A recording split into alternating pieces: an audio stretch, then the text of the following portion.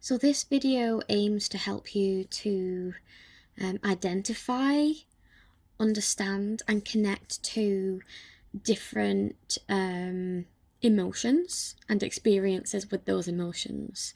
So everything that I cover in these videos is gonna be very generalized. I'm gonna try my best to give you examples, but it isn't an extensive list of different aspects of these experiences. And it's certainly not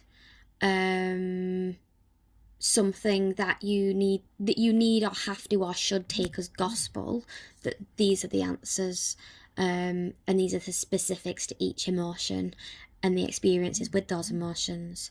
These videos are simply to help you to have prompts, suggestions and help to understand common experiences of these emotions, thoughts, urges and behaviours and physical sensations that might connect.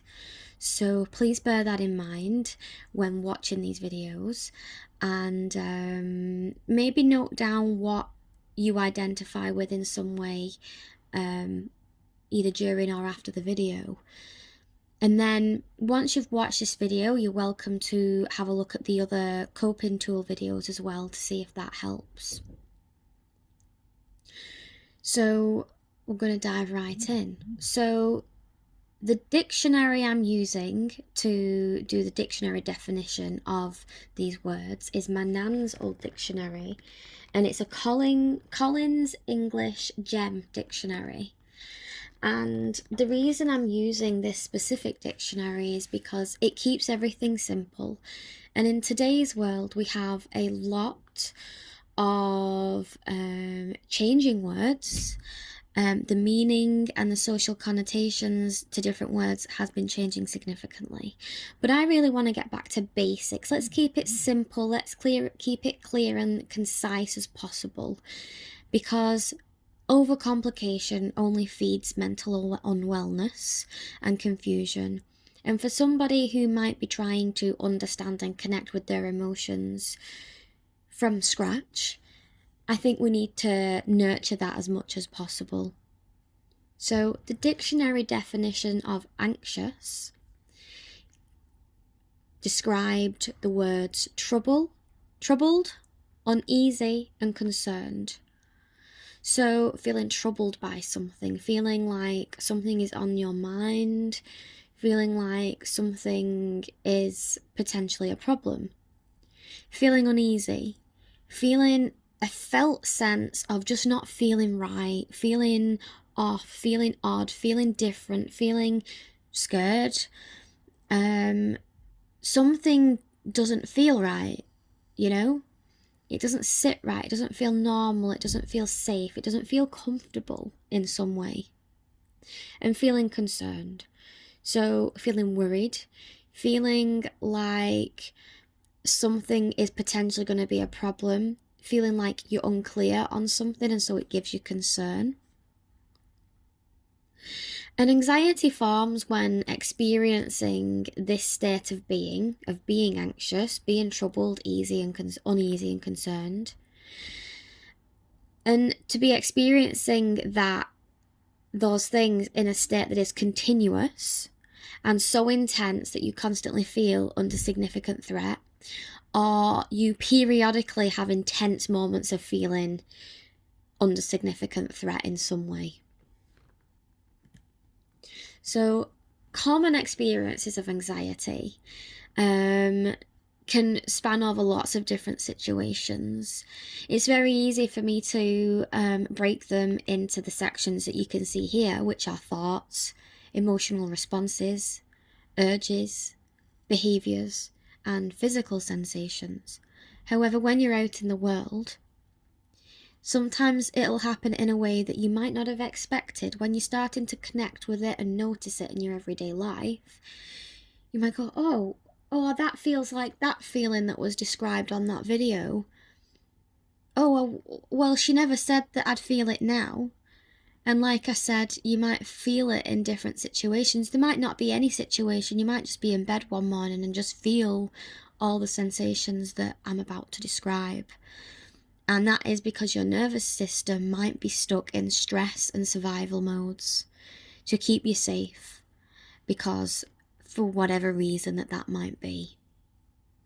So common of experiences of anxiety when it is to do with thoughts specifically.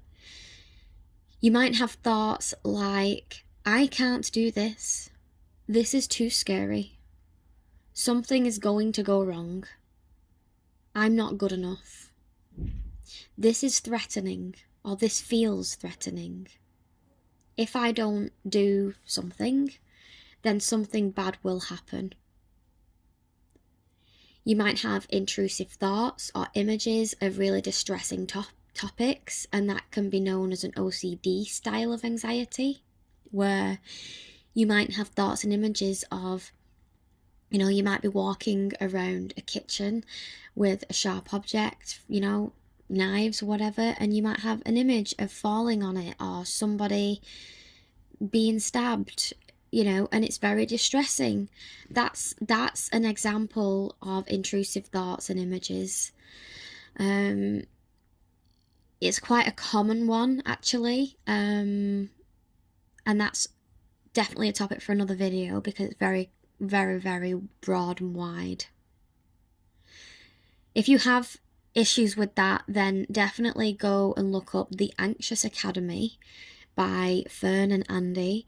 They are very, very experienced and I believe high quality in the therapy content regarding OCD and anxiety.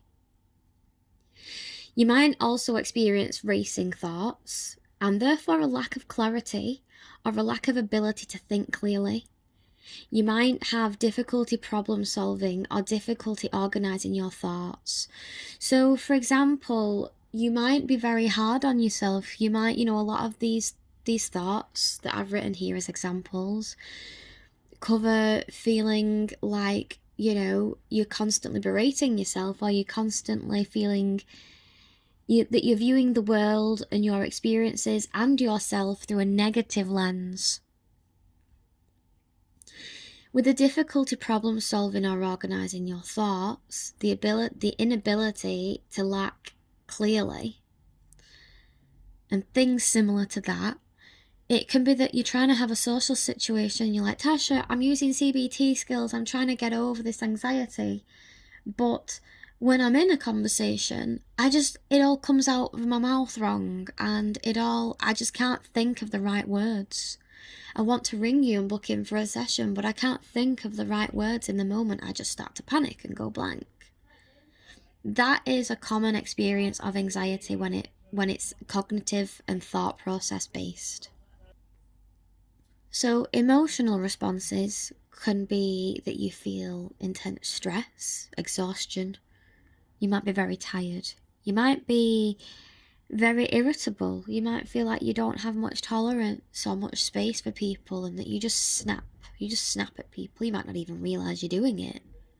People might say to you, you're very irritable, you're very angry, you're always frustrated, you're always snappy. That is an indication that other people are experiencing your emotional responses, and it could be that it's linked to anxiety. You might experience low mood because of the exhaustion, and the way you feel about yourself might be linked to the anxiety. The anxiety might be linked to the fact that you experience that low mood. Because it's really difficult to feel anxiety all of the time, your body eventually runs out of fuel because it's a stress hormone, it's a survival thing. Usually it's supposed to come in bursts.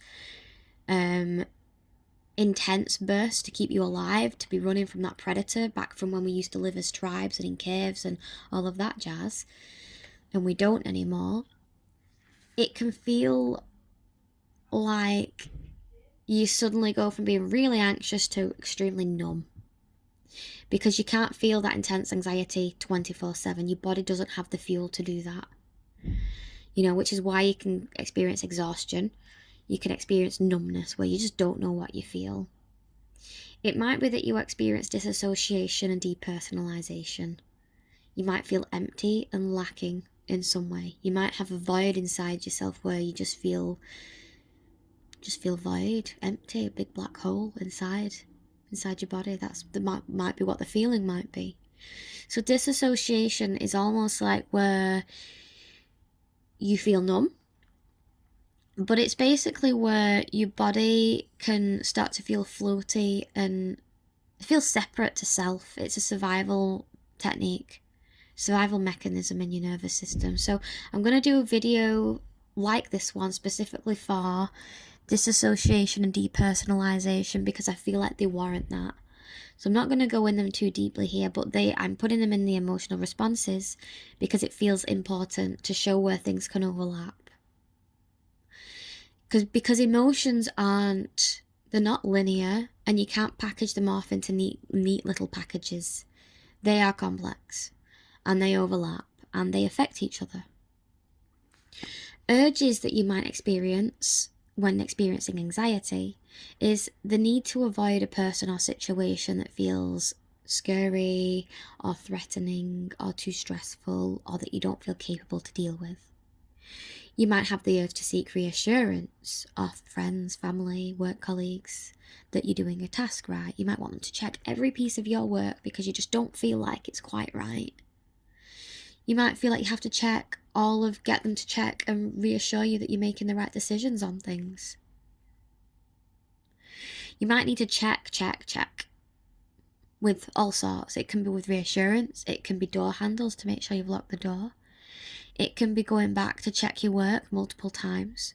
Anxiety, for me, might sometimes be going back and checking videos that I've done because I suddenly just don't feel safe in the fact that I've got videos out there in the world. It feels sometimes a bit scary, especially if I'm tired or if I've not self-cared properly. And sometimes I'll feel the urge to go and check my videos to make sure that they're good enough. And I think that's quite normal actually online. I think a lot of content creators struggle with that sometimes. But as an example, that might be something that you relate to in other ways. These urges can be directly linked to our behaviours. And you might have the intense need to run away. You might have the intense need to physically remove yourself from a situation because it just feels too much. You might have the intense need to defend yourself, even if others aren't seeing the same threats. So you might feel the need to, someone says something and you feel the need to defend yourself and clarify something. And other people might be confused why you've done that and be like, why are you saying that? Why are you so defensive?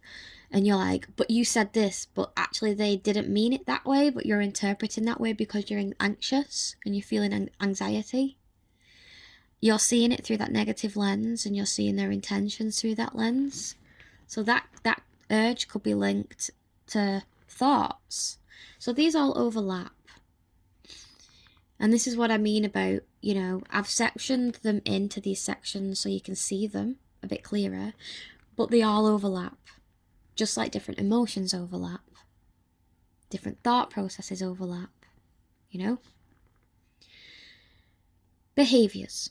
So behaviours that you might have if you're feeling anxiety and feeling anxious is that you might feel the need to hide in specific clothes. So you might only dress in baggy clothes. You might only dress in skimpy clothes. You might only dress in black or grey or white because it feels comfortable, it feels safe. You might hide at the back of the room. You might stay quiet in groups and not speak. You might not speak up, you might not engage in public speaking. You might avoid conflict if someone's not happy with something, or if you're not happy with something, but you don't speak up for yourself.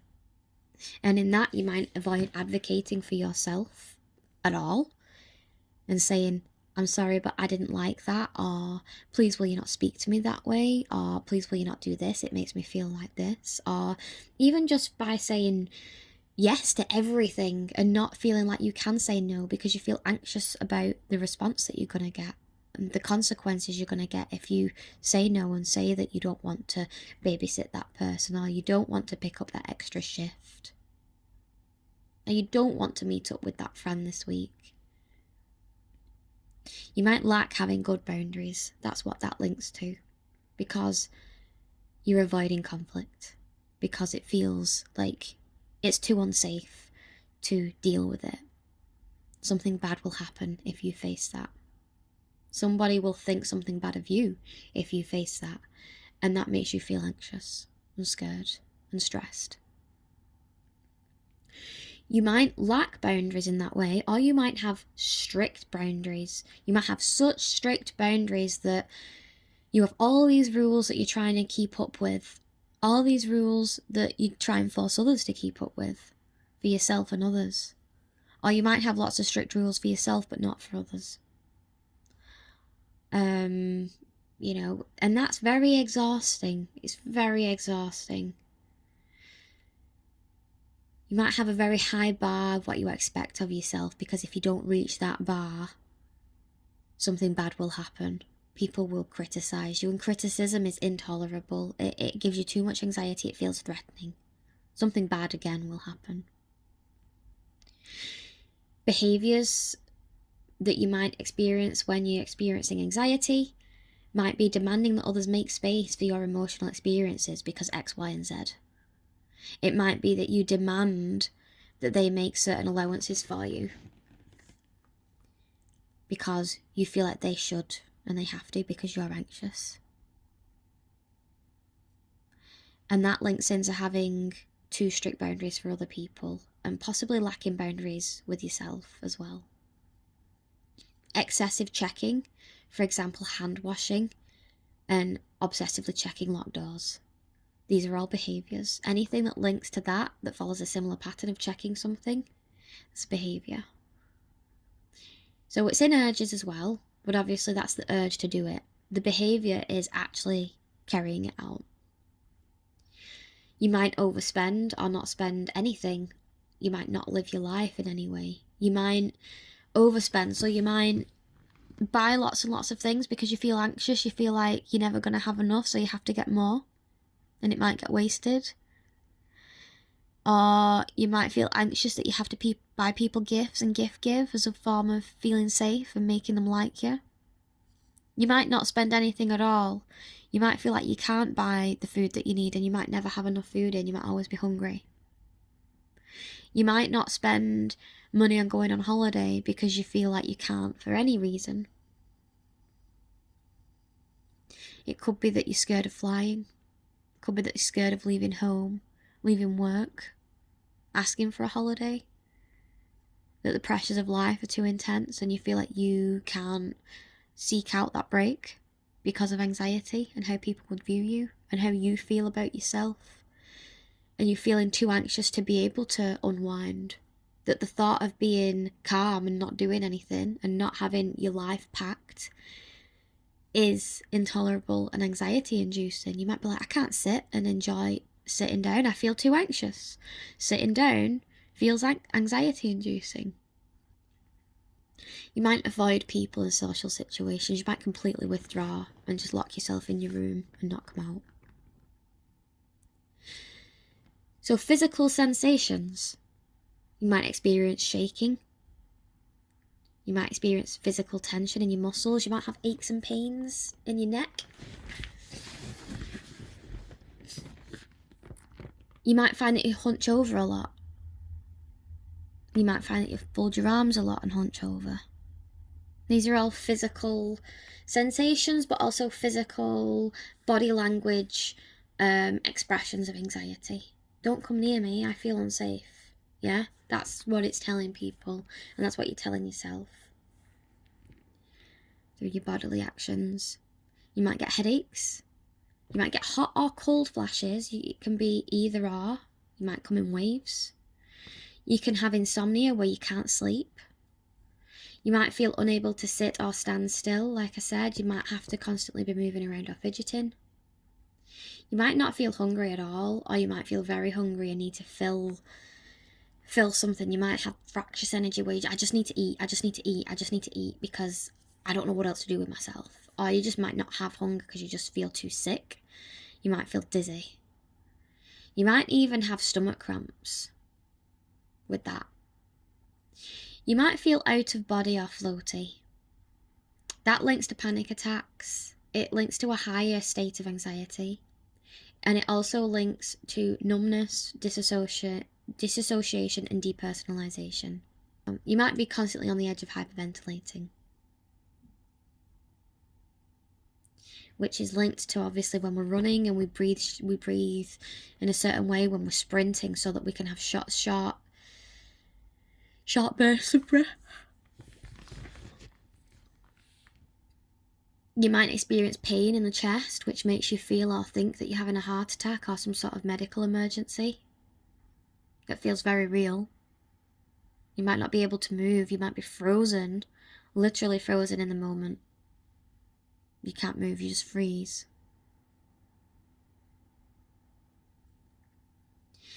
You might get selective mutism, where you just suddenly can't speak. Even if you open your mouth, just nothing comes out. You might find that you lose your voice, or even you might lose control over your pitch, the speed or the tone of your voice. That can also be affected.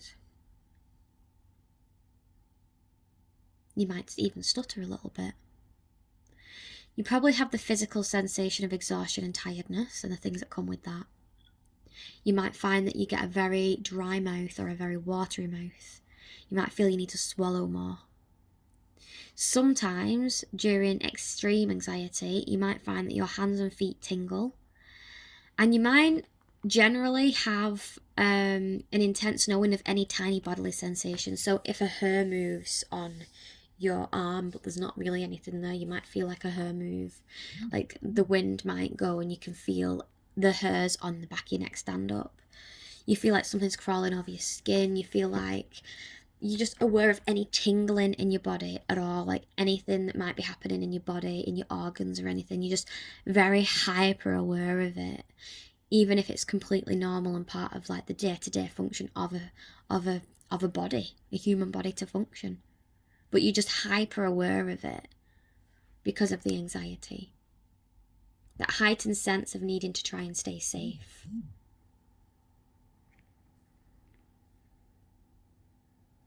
Some reflective questions that you might want to explore for understanding your experience of anxiety are on this slide here. So, what does this information prompt for you?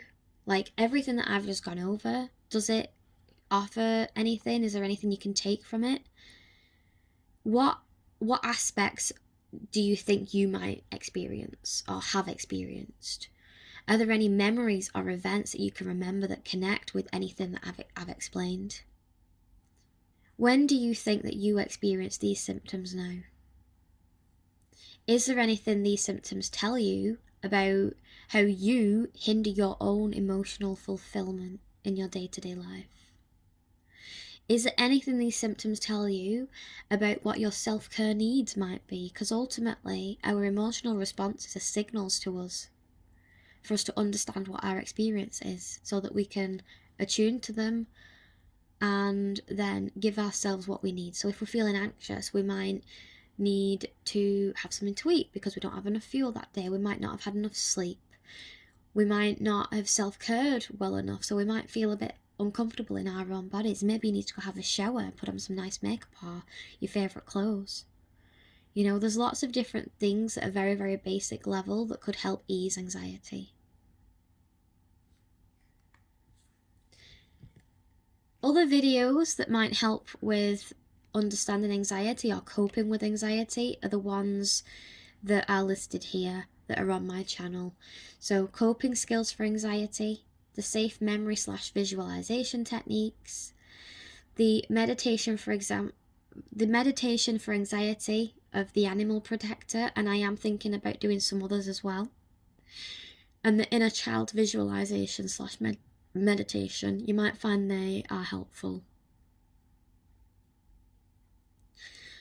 I hope this video was informative and does help you to identify and understand what anxiety might present like, to identify when you might be experiencing anxiety, and hopefully to help you to begin to connect with yourself when experiencing anxiety in the moment, so that you can then respond to it in a positive way, using some of these skills and techniques.